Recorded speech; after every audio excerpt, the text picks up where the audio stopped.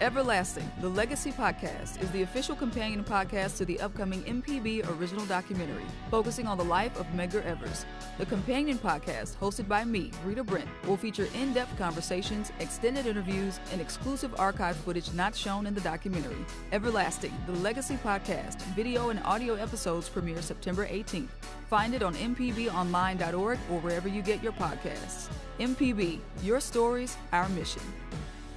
The nation's longest-running traveling celebration of traditional arts, the National Folk Festival, comes to downtown Jackson for the first time, November 7th through the 9th. A fun-filled weekend for the entire family, exploring roots, richness, and variety of American culture. Non-stop music and dance, folk life demonstrations, hands-on children's activities, signature Southern foods, crafts, and more showcasing the best of America, the best of Mississippi, all free. We'll see you in November. More at nationalfolkfestival.com.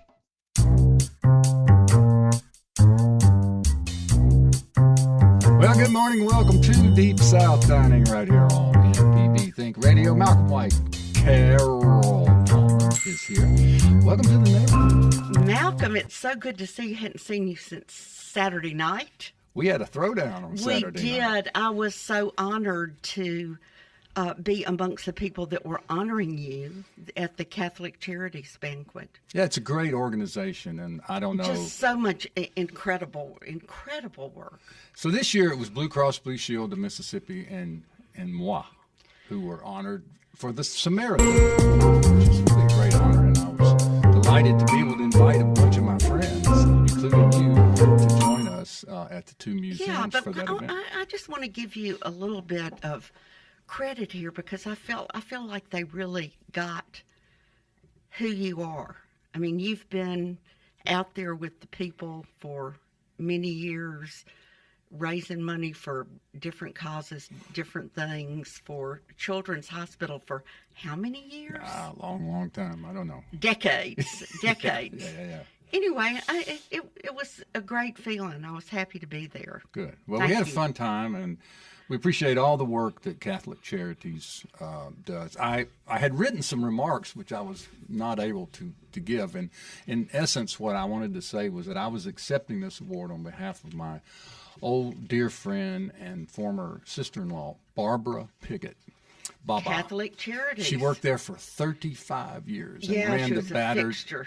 She ran the Battered Families Center and worked for many, many years, and so in memory of her, I was happy to accept the Samaritan Award from Catholic Charities. But anyway, how about it? How you been cooking? We did a little cooking this weekend.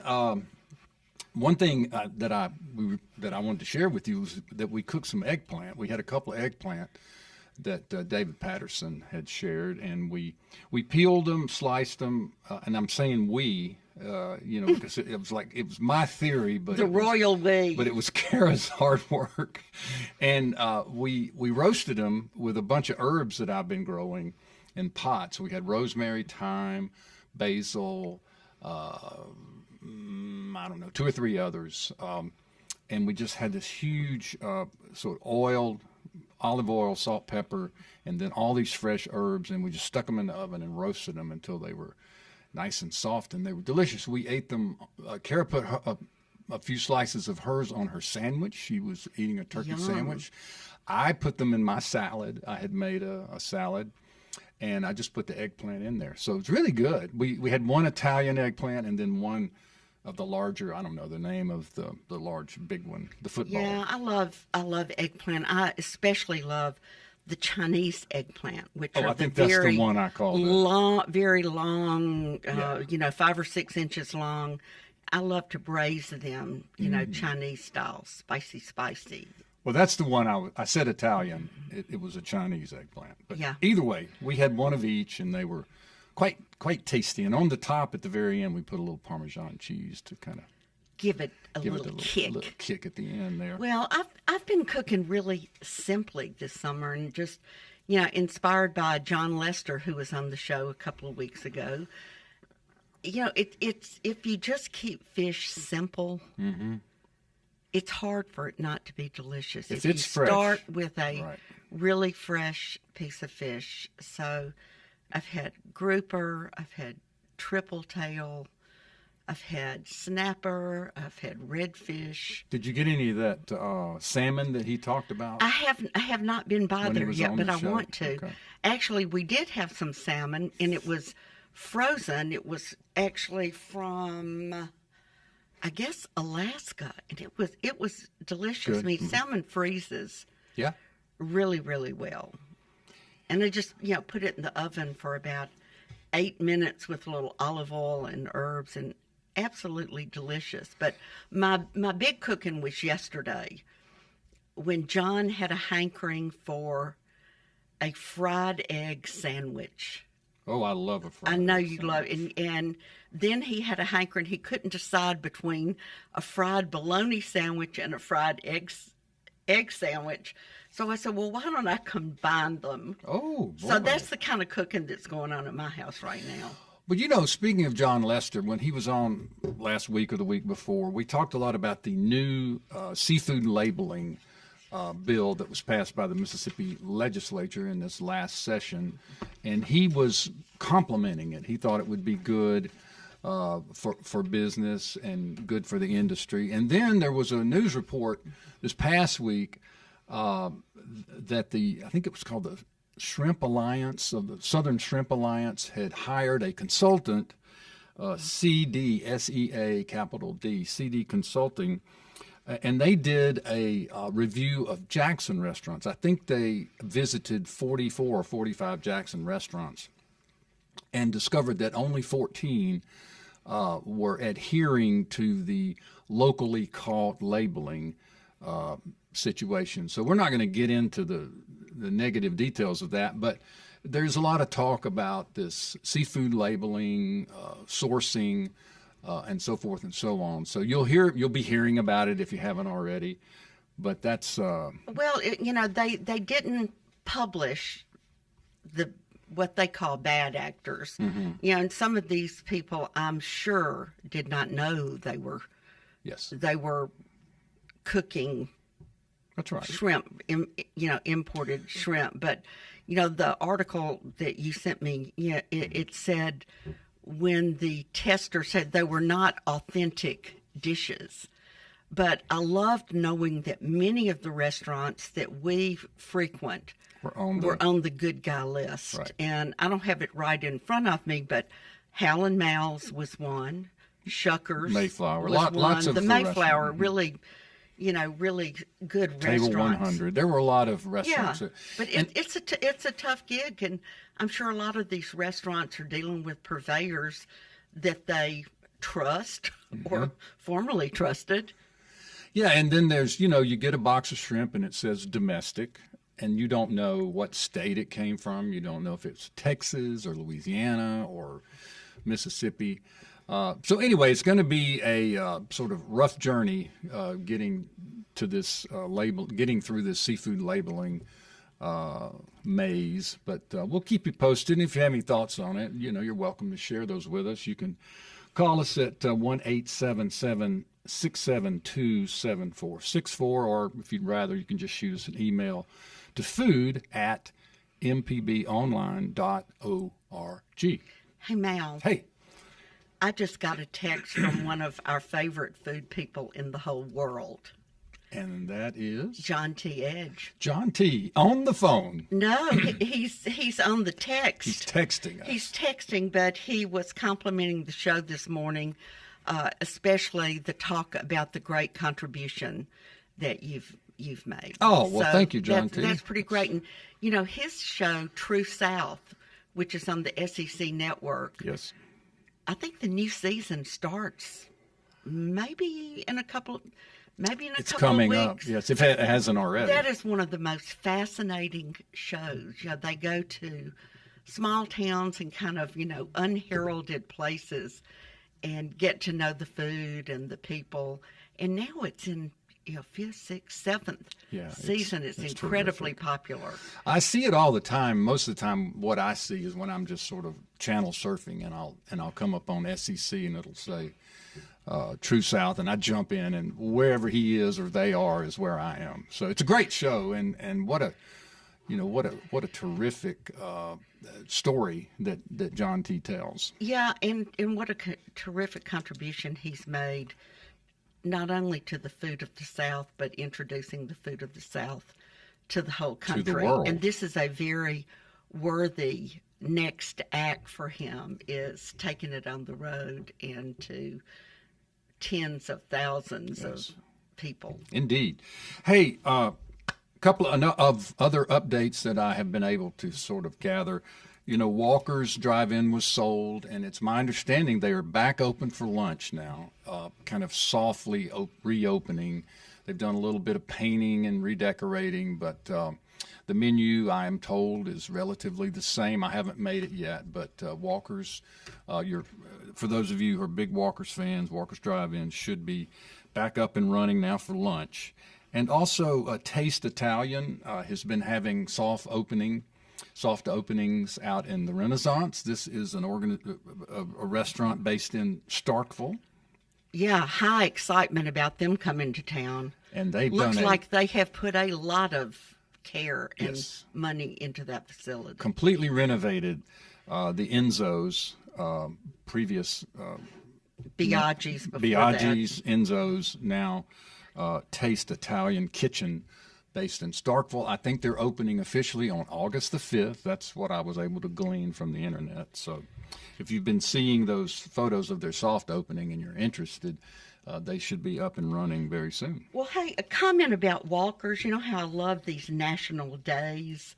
Walker's Drive-In will be opening this week, and Thursday is National Drive-Through Day. Drive-through. Drive-in. No, this National Drive-Through Day, I think, is like a fast food drive-through day, Carol. Walker's It's not a Drive-In, drive-in. you no longer drive through Walker's. I think it means what you want it to mean, Carol. Yeah, I think it does too. I thought there was some synchronicity there. There is some synchronicity there, and and Marissa just combined us. She just connected the dots. She was trying to save me. Now, July the 27th is National Creme Brulee Day. Speaking of creme brulee, Good grief! Everything Yeesh. has a day. I thought creme brulee was over. well, it's over for me. I've never really been a big fan. So one thing is not over. It is the season for tomato sandwiches, Carol. Oh Let's my gosh! touch I had on one this. yesterday. And where are you getting your tomatoes? I think you have a provider. Friends. I do have friends. A friend from Peelhatchie, who's actually a neighbor out in Edwards, has brought the most amazing tomatoes. Do you know what kind they are? Are they? Red. Well, sometimes they're green. They're not. So- they're not heirlooms. Yeah, they're not heirlooms. I grew some Creoles, and they were really good, but I just, the squirrels wanted them worse than I did. And I tried everything, as I shared last week. And eventually I've taken the netting off and just let them not only eat my tomatoes, they are eating my tomato plants. So, I thought, okay, maybe they're hungry. So I just let them have them. Thankfully, I have friends, professional tomato growers. Now, how do you like your tomato sandwich, Carol? That's sort of the question here. Well, I saw the article in Southern Living recently, and I'm just like, okay, I'm Too a much white for you? bread. Too much? It was too much. Okay. I'm a white bread, soft bread fan Mm-hmm. for tomatoes. Now, do you go out and buy a loaf of white bread? Because I know you don't keep it at the house. You know what? I do now that I'm married to John Palmer. Because he likes those. He likes his bologna sandwiches. Bologna sandwiches and on spam white bread. sandwiches on white So bread. you're now keeping white yes, bread. Okay. I keep all sorts of things. I have been a spam-free household for many decades until I met him. No, but he goes from pheasant under glass to spam in a nanosecond. Of course he does. He's the ambassador. Yeah. He's the Renaissance man. Yeah, I'm doing salt-encrusted whole snapper one day, and then a bologna sandwich. So on your tomato sandwich, you use white bread, mayonnaise. Yes, and mayonnaise is critical. And you have a favorite. I do. But if you make your own mayonnaise, of course, that's the best. Mm-hmm. But I agree with Carla Hall, who was interviewed on this Southern Living article. Who's been on our show? Yeah, she's been on our show. yeah. That Duke's is the perfect mayonnaise. It has just a little more acidity. And so I know you're Hellman's man, That's but fine. you're I like asking Duke's. me. I like Duke's. I don't have any problem. Heavily salt and pepper my tomatoes. I use Malden sea salt. I like to use like a flaky finishing salt. Okay. Ground pepper.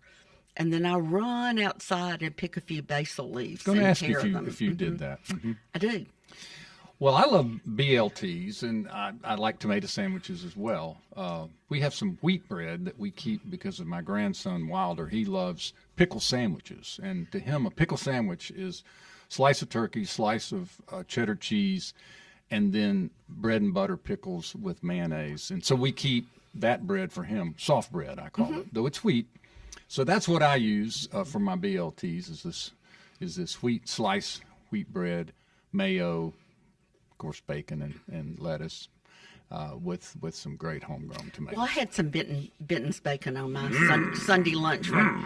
But, I have another technique on my tomato sandwiches. Do you squash yours after you finish? I don't. You mean you smush the sandwich You itself? just it's only on that sandwich. You put your hand on it and just squish so that it it down. will ooze? So the tomato will Yeah, will, and just will to become make it, one? yeah, Okay. yeah. Oh, so on the bread. I got you. Yeah. I think that's a good technique. I can live with that. All right. Well, we're going to take a break, Carol. When we come back, we've got some dear friends joining us from Cleveland, Mississippi. Marisol and Rory Doyle will be joining us. So excited. So much news from Cleveland and the Doyle family. So we'll be right back, and we hope that you will stay with us for more Deep South Dining right here in the neighborhood, MPB Think Radio. Short break, right back to talk about pizza and other things.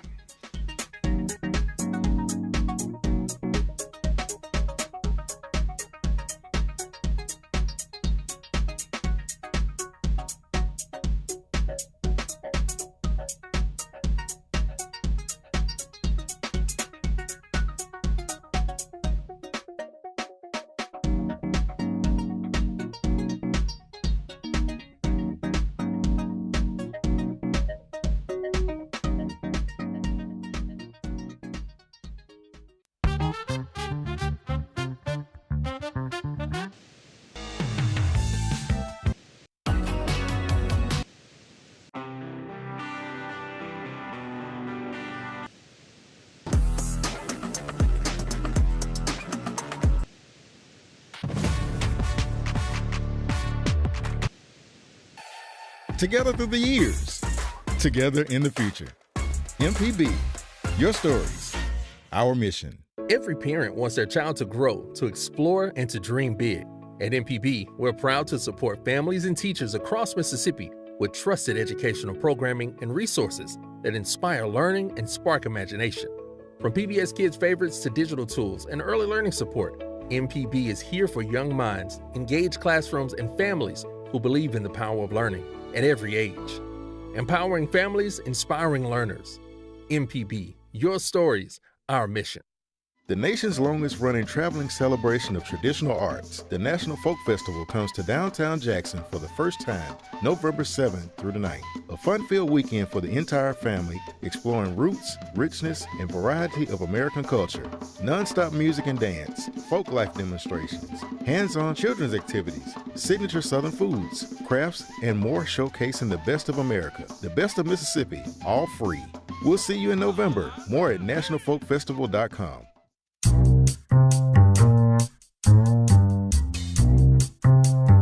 Welcome back to Deep South Dining right here on the MPB Think Radio dial. This is the neighborhood, and Carol, I'm so glad to see you this morning. How are you? I'm fine, and I'm always so happy to see you. So- I like your MPB hat. I've Thank you. noticed you've been, wearing the colors flying Yes, the flag. flying the flag, of course. I have lived in every part of this state, with one exception. I've never lived in the Mississippi Delta. You, on the other hand, lived there for quite a long time when you were running things at the Alluvian Hotel and the Viking Cooking School and all things Viking. All those good things. Indeed, my first journey to the Delta was as a child, my beloved Aunt Mary lived in Greenville, and I thought the Delta was just about the coolest place. And it just took me years to get there. I got there as fast as I could, but it was late in my career. But it was just a great chance to learn that part of the world. And I have spent a lot of time in Cleveland, was very involved in Delta State, and think it's one of the most amazing communities in Mississippi. And the Grammy Museum, you were involved in that. The B.B. King Museum, yes, you were involved in that. Indeed I was. But one of the real joys has been seeing the young people who have come and stayed in Cleveland. Yeah. A lot of Teach for America people have, filtered out across the Delta. And then we have Rory and Marisol Doyle. I think, good morning, friends. Good morning. Good to see you guys again. But Yeah. before we say anything else, the last time we were on, you guys had the same discussion about which mayonnaise, and all the questions that came from listeners for the rest of the episode, it was only about mayonnaise. So I think, and Rory, I hated to mention it, but you heard he asked me directly. And we've been fighting the mayonnaise wars for at least 5 years now, and we didn't go into it. No. But I was speaking about the Delta, and we got you because of Delta State, right? That's right. We both moved here, and then I started a graduate program at Delta State. That was 2009, and aside from a short break right after grad school where we left, we came back pretty quickly. Mm-hmm. We realized this is where we were meant to be. Yeah. Well, you've made a tremendous contribution, and we are so glad that you're meant to be here. Rory, your work documenting the Delta is, some of the most important work in the arts that's been done forever. I could look at the pictures forever, whether they're on the river or in Rolling Fork, or the African American cowboys. You were out there with the camera. Thank you. And, both of our guests have recently won some very prestigious awards. Big awards. Big awards. Big awards. Rory, the James Beard Foundation has honored you with I think this is the first year of this award. Is that right, Rory? This is the first year of the category called Narrative Photography. And of course, they've been doing the James Beard Media Awards the same weekend as the Restaurant and Chef Awards for many years. But this happened to be the first year for this category, narrative photography. Right. And Marisol, you won, again, I think this is the second time you've been recognized as one of the best top pizza chefs in the world. In the U.S. top 50 here in Mississippi. Right here. And when I say this top pizza chef in the world, I want the people listening to understand that the world includes Italy. Or as we say in Mississippi, Italy. Well, congratulations to you as well, dear friend. Thank you so much. It's been a whirlwind the last few weeks, and we went back to Italy, to Milan, and received that recognition, and it's crazy. Right after Milan was immediately the next weekend was New York, so that was a separate list called 50 Top Pizza, and so she made, and the team, of course, that is always there supporting us, one of the 50 best pizzerias in the entire United States, and as well as a separate award. She won't brag, so I'll brag for her, but she also received the second award, which was completely surprise to us, one to watch. So they selected one person from this list of 50, and that went to Marisol. Wow. To Lena. Well, Rory, I can tell you're proud, but I speak for all of us in Mississippi. We are extremely proud. I mean, that's just amazing to think of Cleveland, Mississippi as being honored in Milan, Italy. Yes. And it's just been a little bit over 2 years. It's such a young restaurant, and it's an honor. It's a huge honor to be recognized so early in the journey. So we're very surprised and happy, and now we're starting to see people.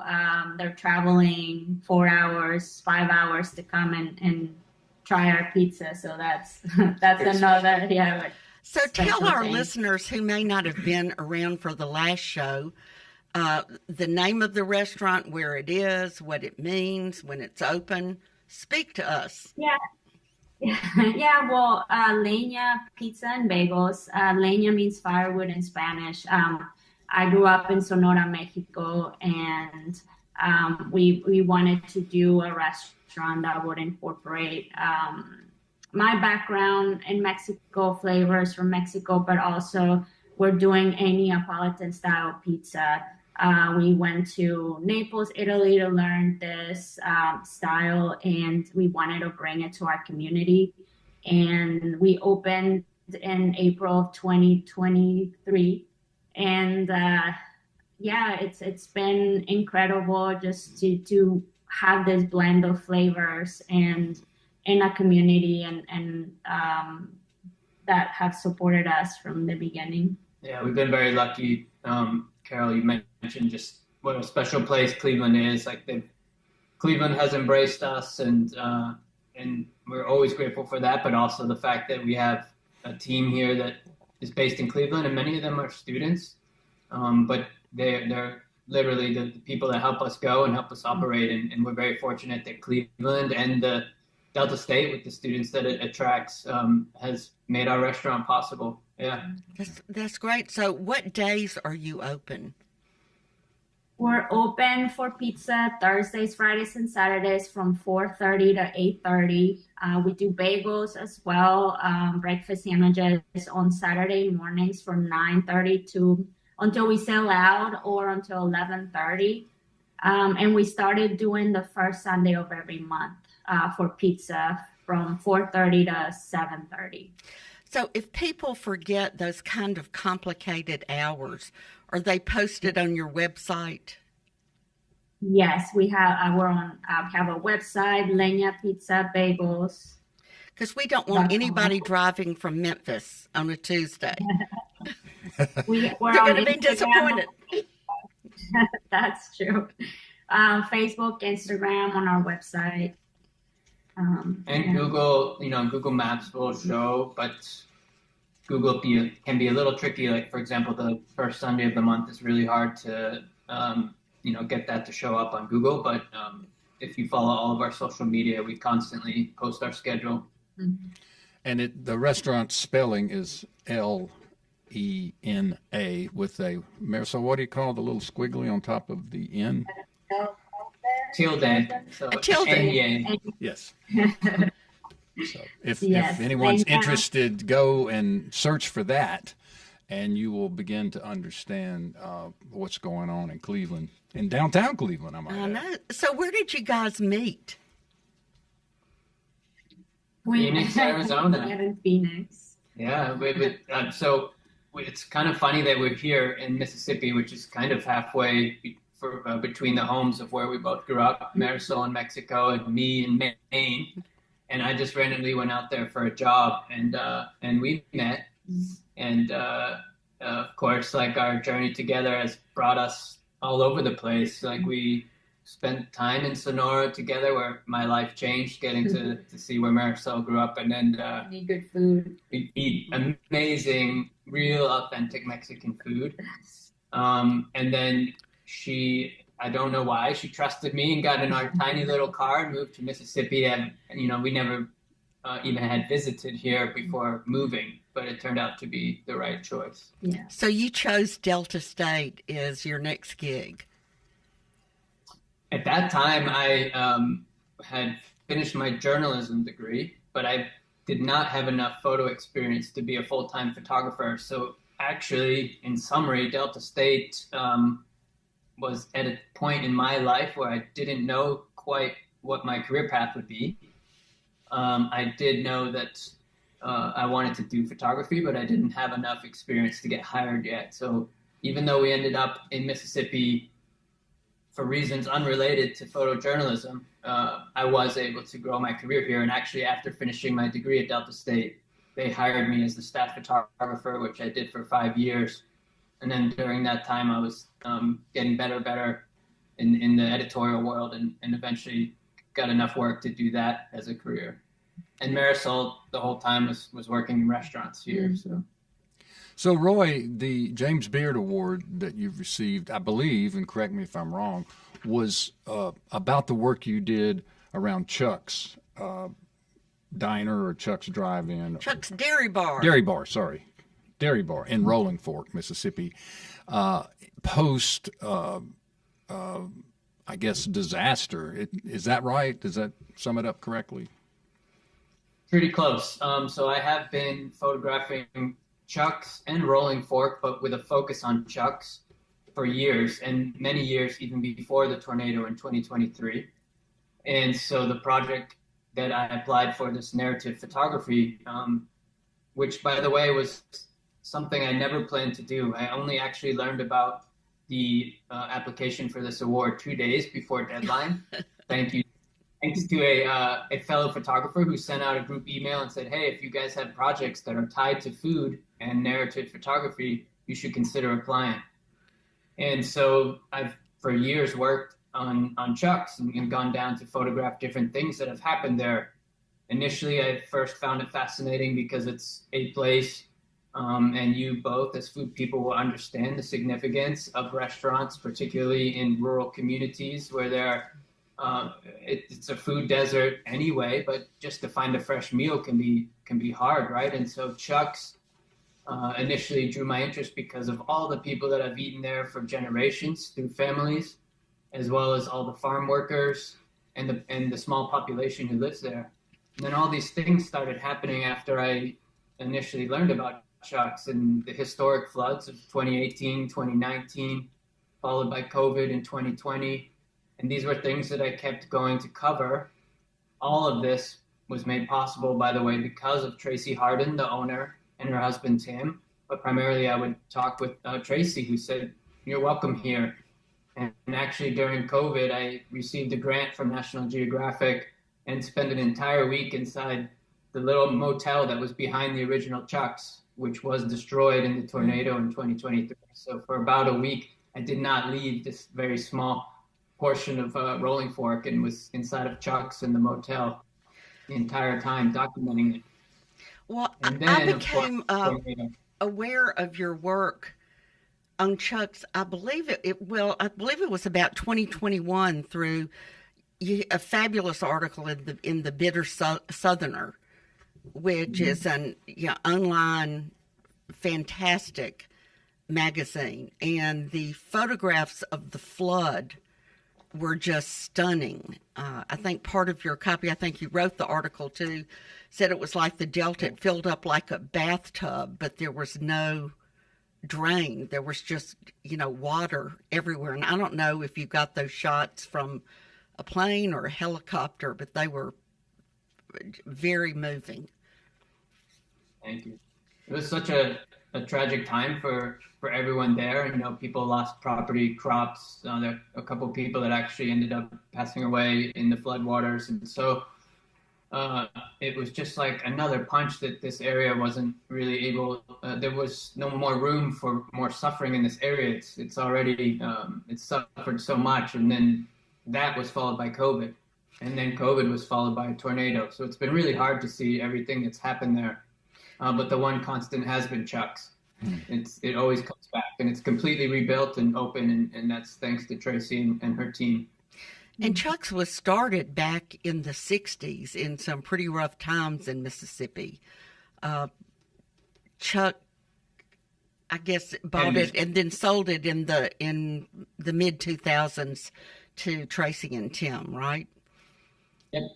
And they have maintained that open. I think one thing that, talking to them, a little bit of oral histories, have said that they've always opened their doors, right, to the diverse population of the Delta. And so that also is unique. And I And think that was also very special to- unique in the 60s. Yeah. Yeah, I think Chuck had actually had some experiences with the Klan at a previous restaurant. He had I can't remember what town it was in, but that was just at the core of his being, was welcoming his community. All right, we're going to take a short break and come back with more Marisol and Roy Doyle to talk to us from Cleveland, Mississippi, talking about their restaurant, Lena Pizza and Bagels, as well as Roy's great work as a photographer and both rich artist working out of our rich Mississippi Delta. We'll take a short break and be back with more Deep South Dining right here in the neighborhood on MPB Think Radio. If you want to join the conversation, you have a question for Roy or for Marisol, it's 1-877-672-7464. No calls about mayonnaise, please. We'll be right back.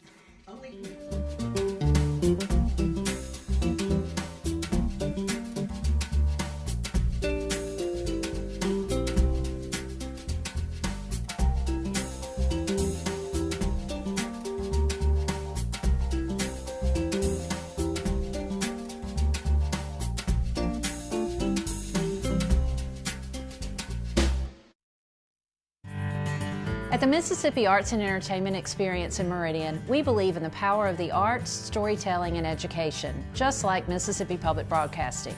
MPB connects communities across the state with quality programs that inform, inspire, and engage. Their audience is loyal and appreciative of businesses that support public broadcasting, which makes underwriting on MPB a smart investment. Join us in supporting MPB. Learn more at mpbfoundation.org. Hello, I'm Desiree Frazier, host of the award-winning news program, Mississippi Edition. We bring you conversations about the latest news from across the Magnolia State.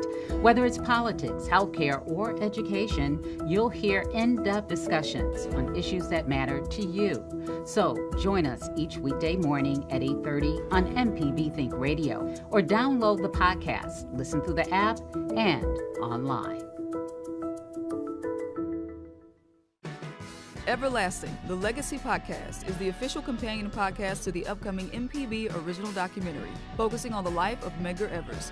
The companion podcast, hosted by me, Rita Brent, will feature in-depth conversations, extended interviews, and exclusive archive footage not shown in the documentary. Everlasting, the Legacy Podcast, video and audio episodes premiere September 18th.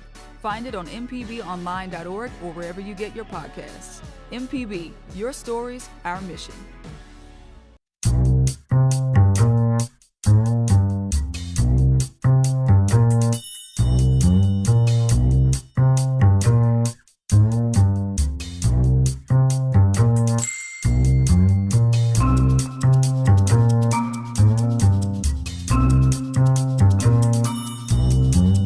Back with more Deep South Dining right here on MPB Think Radio. Malcolm White, Carol Palmer. Mal, Carol. I'm ready for a Chuck burger and a pizza. Yeah.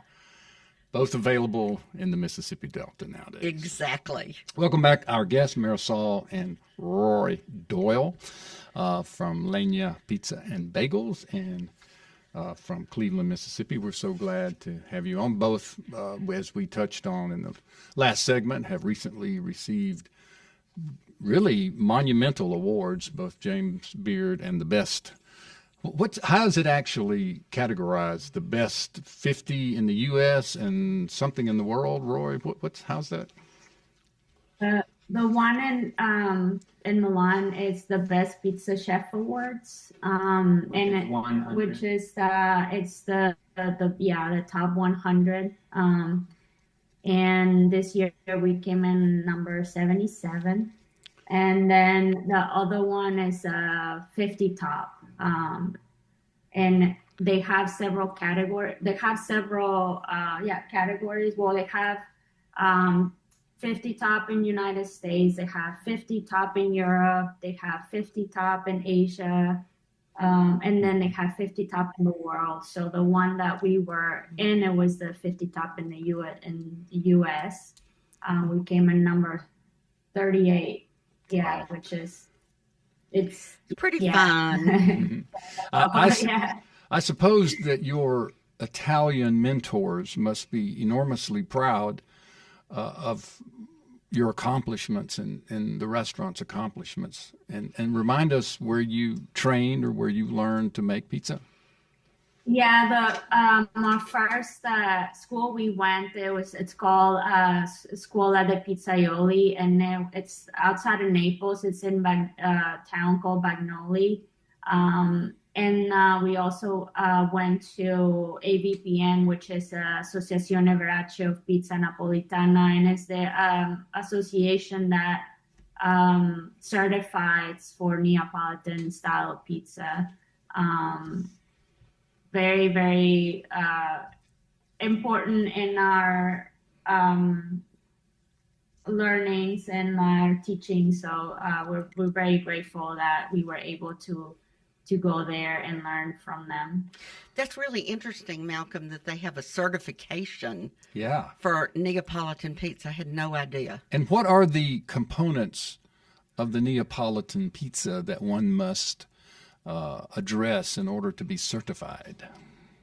Well, you have to, it has to be Italian flour. It's only 4 ingredients: flour, water, salt, yeast. It has to be 12 inches, and it has to have a cornicione, which is like the crust around.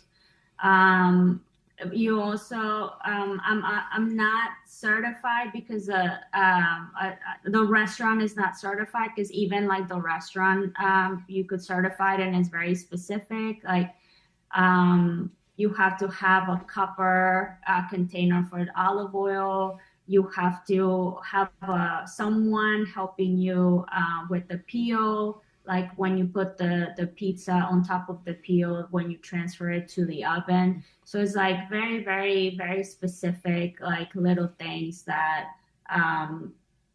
like we wish we could follow, but we have a very small and tight space, and it's also expensive. Right? They have, I could be a little wrong on this, but I believe we looked into it. So it's multi-$1,000s worth of expenses on the restaurant's behalf to bring actual certification experts to come and observe and look at all of these very, very specific details, which are traditions. Yeah. That doesn't necessarily mean that your pizza tastes differently if the traditions are changed slightly, but you would not pass the certification if, for example, Marisol drops the pizza into the oven. That's actually against the tradition because she's the one who shaped the pizza. So in Naples, they say one person shapes the pizza, a second person drops the pizza in the oven. So we would not get certified strictly. Yeah. Well, I don't believe the certification would be a very big deal in Mississippi or the U.S. You know, maybe in Italy, for sure in Italy. It would be a really fascinating thing to have it because there are very few in the U.S. that have that certification. It's quite an honor. However, it's such a like stickler for detail situation that we would much rather just kind of keep focusing on operating. Neapolitan style pizza. Yeah. Well, you seem to be doing quite all right without the certification. So tell us about your flavors. I know last time we talked to you about your toppings, you change up and kind of whatever hits you. So now you've been there for 2 years. Tell us about some of the favorites and where your brain is these days as far as toppings. The pepper Rory is still number one, the best seller. Of course. And there's like several pizzas we keep on the menu, like prosciutto arugula. The meat lovers is like another very popular. And if you're in the Delta, like people want to see a pizza that is like full of meat. And there's one pizza that we change every week, a specialty pizza. Like this past week we had it was salami soppressata with ricotta, pistachios, olive oil, and lemon zest, and it was very popular pizza. And we're starting to do like Mexican flavors like the last week of every month. We're trying to stay a little bit more consistent on that. So we'll be doing something coming up. And our salads are very popular too. We make all of our dressings, lemon vinaigrette and a Caesar dressing. They're made in house. So salads are very popular as well. And our desserts, we have a member of our staff. Her name is Beth Mims, and she's been doing wonderful cheesecakes made in house. And sometimes people just come just for the cheesecake. So what sort of oil do y'all use? I'm very curious about that. Yeah, we started using this company. It's called Corto, and it's extra virgin olive oil, and they're out of California. And it's a very small company, but they've been getting a lot of awards as well, and they've been very supportive of us, and they come and check on us. And we did a olive oil virtual tasting with them, and that's how we decided to go with them, because it's just very, very fresh and really good quality olive oil. And the name again? Corto. It's a family with the Stanislaus tomatoes, and it's Corto. Corto. Corto. Okay. Corto. Okay, tell me what is on the Papa Rory pizza. If it's the number one pizza. It's our red sauce, our tomato sauce, mozzarella cheese. We add basil leaves, and then we add a very, very hefty, large quantity of pepperoni. We don't skimp on the pepperonis, so it's very, very well rounded, and it's Rory's favorite pizza, right? It's what he grew up on, eating frozen pepperoni pizzas. Is that right? Yeah, that is correct. And selfishly, I named the pizza after myself, but of course, pepperoni is such a comfort pizza choice, right? A topping for Americans, and so I think the fact that people are comfortable with it. One thing that Marisol forgot to mention was the margarita is like a forever menu item for us, which of course Marisol does like almost identical to what she learned in Naples. And so that's something that is popular as well. But the pepperoni seems to be number one by far. Well, it is somewhat amusing, Rory, that you came from a frozen pizza background to this. Yes, I would say that none of this is possible without Marisol's incredible skills. Like, if you had me making the pizzas, you better let me just stick a frozen pizza in the oven. Otherwise, I can't do the fresh one. Okay, so when you went to school, Marisol, where was Rory while you were at school? Was he in the kitchen with you, or was he out shooting pictures? The first time, and it's actually funny because on my Facebook memories, it showed up. We were in Italy 3 years ago learning at our first class, and the first time we went to 3 years. Yeah, time is going so fast, and the first time we took a class, we did it together, and one of the videos that popped up on my memory, it was Rory trying to stretch a pizza. I should just say that when we went back for more school, that second time I was not in the classroom. Marisol was, but I was actually just walking the streets of Naples, which I did religiously for weeks while we were there. I would just walk every day, and it's a fascinating city. She was learning, and I was. The second time he would just drop me off at school, and then he would just go and wander the streets. Can we talk a little bit about the tomatoes and the sauce that you make or that you use? So the tomatoes I use, I tried several brands, but the one that I really liked, because it doesn't have like sugar, like some of the tomato cans might have sugar just to mild down the acidity. But I use Bianco tomatoes, and it's Bianco di Napoli. It's a partnership between Di Napoli tomatoes and Chris Bianco. It's Chris Bianco is a chef that we really like and look up to. He has a Pizzeria Bianco in Phoenix, Arizona. But we use the tomatoes. We crush them at the restaurant, and it's very, very simple. It's just the tomatoes and salt, and that's it. We add any other flavors to it, so it's very, very fresh, and the flavors really come out when you try the pizza. We're really pleased with the tomatoes that we have. Where are those tomatoes grown? California. Okay. California. Yeah, we don't. Like a Neapolitan style pizza, you have to use tomatoes that they call it DOP, that they come from Naples. But we just found that we really like this brand, and it goes really well with what we're trying to do. Wow.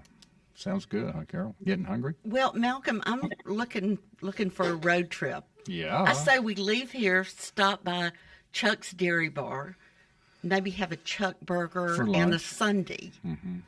And then move on. Spend the night in Cleveland. Yeah. And then go. Now, Carol, you have to get in line to get a pizza. Yeah, but we know people. Yeah. Oh, okay. So it's Thursday, Friday, Saturday, and now Sunday. I think they would have mercy on us. The first Sunday of every month. First Sunday only. We welcome.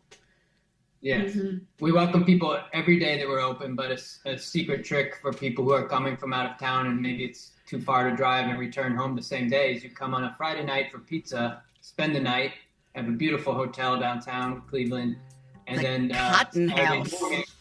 Saturday morning, don't forget the bagels, which we haven't really talked about, but the bagels are Saturday morning for breakfast. So, well, we'll just have to have you back to talk about the bagels.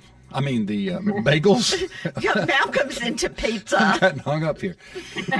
But for now, we got to go, so we'll have you on again and do Bagel Talk. Thanks so much for joining us. Deep South Dining is a production of Mississippi Public Broadcasting's Think Radio, made possible thanks to the generous support of listeners like you. If you enjoy stories, flavors, and community we bring to you each week, please consider making a contribution to help keep shows like this on the air. Visit mpbonline.org or show your support by using the MPB app. Our show was produced by Marissa Vaughn for our guests Rory and Marisol Doyle, and my favorite co-host Carol Palmer. This is Deep South Dining. This forecast is underwritten by Blue Cross and Blue Shield of Mississippi. Smarter, better healthcare. More at bcbs.